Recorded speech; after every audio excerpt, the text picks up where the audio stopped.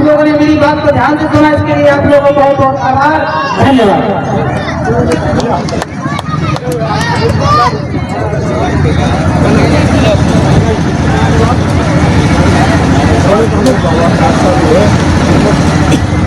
चलिए बहुत बहुत जितने भी हमारे समाज की घटनाएं हैं, ये हमारा यह गोदी मीडिया या कोई भी मीडिया है, मतलब ये इसको दिखाने का काम नहीं करता है। इसीलिए मैंने सोशल मीडिया पर मैंने अपना कदम रख करके इस अपने बहुजन समाज की और ये आवाज बन करके मैं इस पूरे देश में हर भरसक प्रयास करके मैं पूरे देश में दिखाने का काम करता हूँ। क्योंकि आज जो यहाँ पर कार्यक्रम हो रहा है, क्या भरोसा कि प्रिंट मीडिया दिखाएगा, क्या भरोसा इलेक्ट्रॉनिक मीडिया दिखाएगा, मगर ये सब हमारा रात नंबर पर भरोसा रखना है।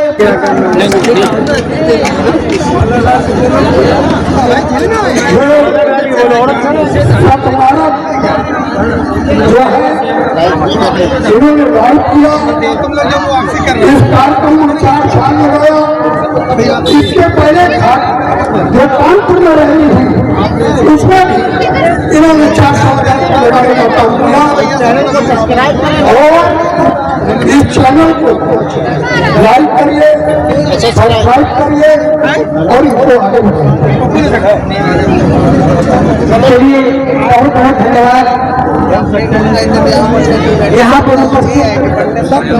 तमाम विद्वान महान पुरुष आप आए हुए सभी लाइव चला रहे हैं, तो मैं बहुत बहुत साधुवाद करता हूँ।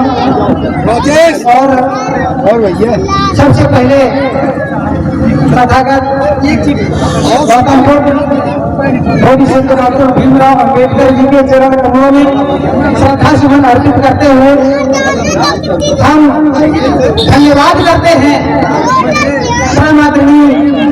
हमारे गुरु जी, जिनको हमारा समाज लावारिस लाशों के मसीहा के नाम से जाने जाने वाले हरिराम धनखड़ जी, मैं आपके चरण कमलों में श्रद्धा सुमन अर्पित करते हुए मैं बहुत आभारी हूँ। सबसे पहले तो मैं साहब जी को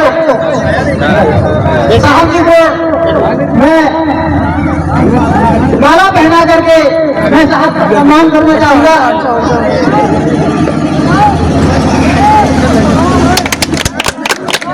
इसलिए कि अगर आप ना होते तो हमारे इस पूरे देश की लाशें रोती होती। इन लाशों को जिंदा करने के लिए हमारे साहब ने हमारे पूरे भारत देश में एक एकलौता काम किया।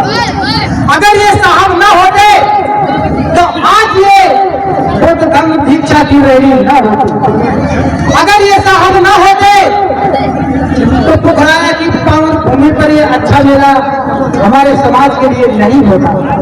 इसलिए मैं साहब की भूल भूल प्रशंसा करते हुए मैं इनको बार बार नतमस्तक हूँ। मैं बहुत बहुत आभारी हूँ। और जो हमें घाटमपुर तहसील का जो अध्यक्ष बनाया जा रहा है, इसके लिए बहुत बहुत आभार। और मैं चलिए इसके लिए भी बहुत बहुत आभार। और हमारे जो माला डाला जाता है, माला डाला गया, इसके लिए भी मैं आप लोगों को बहुत बहुत धन्यवाद करूंगा। मगर इस माला पर मैं थोड़ी चर्चा करना चाहूंगा। मेरी बात को थोड़ा गौर से सुन लीजिएगा। माला डलवाना इन महान पुरुषों के सामने मुझे अच्छा नहीं लगता। ये बुद्ध और ये तथागत गौतम बुद्ध और बाबा साहब भीमराव अम्बेडकर जैसे महान, इनके सामने मुझे माला डलवाना मैं अपने को पसंद नहीं, क्योंकि इन्होंने हमारे समाज के लिए, हमारे देश के लिए बहुत कुछ किया है। और मैं इस समाज के लिए, इस देश के लिए कुछ कर नहीं पाया।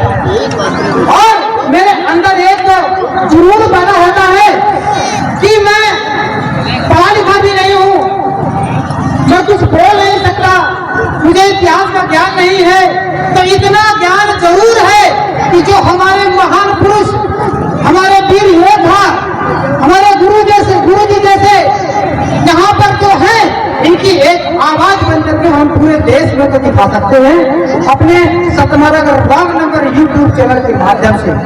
और हमारे दो चैनल हैं, एक सतमार्ग रॉन्ग नंबर यूट्यूब चैनल है और एक सतमार्ग राइट नंबर यूट्यूब चैनल है।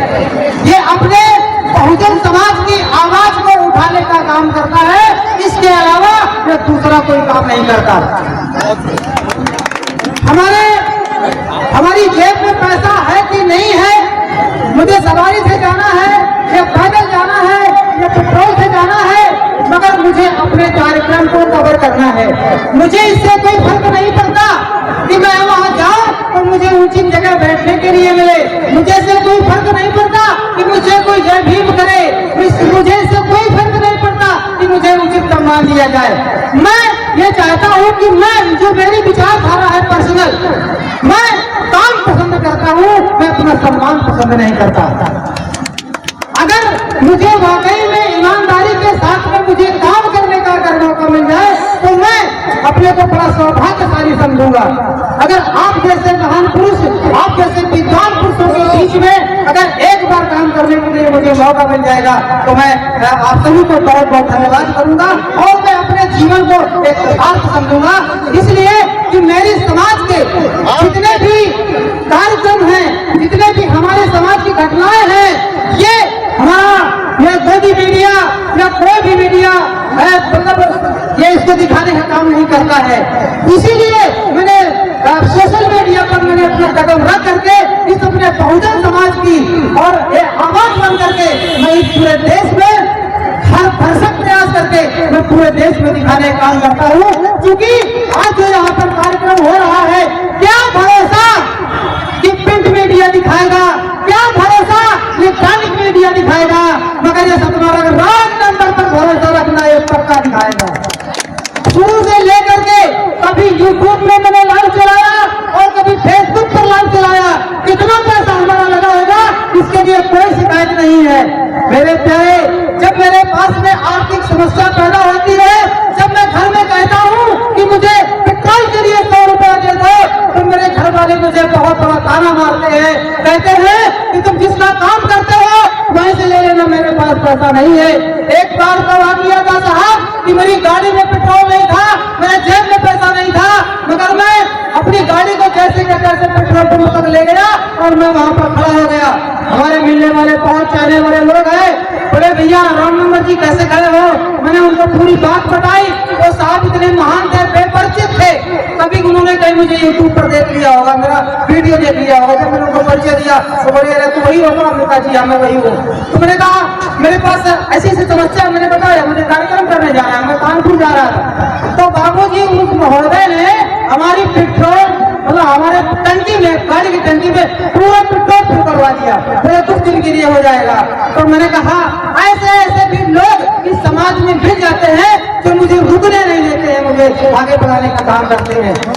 और मैं यहाँ पर बहुत बड़ी आशा और बहुत बड़ी उम्मीद रख करके मैं साहब के चरण तक आया हूँ कि शायद मुझे तनाव मिल जाए और मैं अपनी समाज की आवाज को बुलंदी तक पहुंचा करके मैं अपने इस क्षेत्र का, अपने इस पुराया का ज्यादा से ज्यादा मैं काम कर सकूं। इसी बारी के साथ में साहब आप लोगों ने मेरी बात को ध्यान से सुना, इसके लिए आप लोगों को बहुत बहुत आभार, धन्यवाद।